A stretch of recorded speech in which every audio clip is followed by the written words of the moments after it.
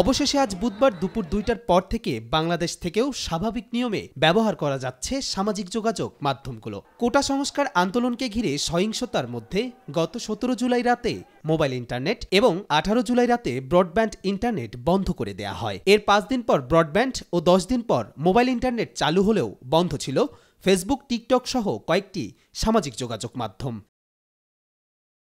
ডাক, টেলিযোগাযোগ ও তথ্য প্রযুক্তি প্রতিমন্ত্রী জুনাইদ আহমেদ পলক বলেছেন, আজ বুধবার বিকেলের মধ্যেই দেশে প্রচলিত সব সামাজিক যোগাযোগ মাধ্যমের ক্যাশ সার্ভার খুলে দেওয়া হবে। এর ফলে বিকাল থেকেই বাংলাদেশ থেকে Facebook, WhatsApp, Messenger, Instagram, YouTube আগের মতো নিরবিচ্ছিন্নভাবে চালানো সম্ভব হবে। ফেসবুক কর্তৃপক্ষ সশরীরে বিটিআরসিতে না আসায় অনলাইনে মেটার প্রতিনিধি দলের সঙ্গে বৈঠক করেন তথ্য প্রযুক্তি প্রতিমন্ত্রী জুনাইদ আহমেদ পলক।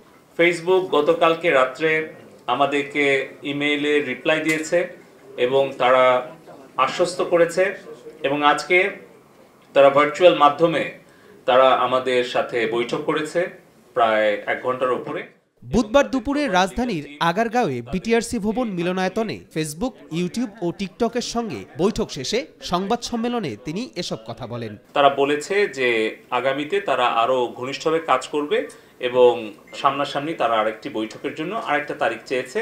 ব্রডব্যান্ড সংযোগ চালুর পর থেকে অবশ্য ভিপিএন ব্যবহার করে একটি বড় সংখ্যক মানুষ ফেসবুক ও বন্ধ থাকা সামাজিক যোগাযোগ মাধ্যমগুলো ব্যবহার করতে পেরেছেন। এর আগে গেল ২৮ জুলাই কোটা সংস্কার আন্দোলনের সময় কিছু ভিডিও কন্টেন্টের ব্যাপারে ফেসবুক, ইউটিউব ও টিকটককে চিঠি দিয়ে তলব করে সরকার। চিঠিতে তাদের কাছে যৌক্তিক ব্যাখ্যা চাওয়া হয়। একই সঙ্গে ৩১ জুলাই সশরীরে বিটিআরসিতে প্রতিনিধিদের হাজির হতেও বলা হয়। টিকটক চিঠির জবাব দিলেও ফেসবুক জবাব দেয়নি বলে জানা যায়।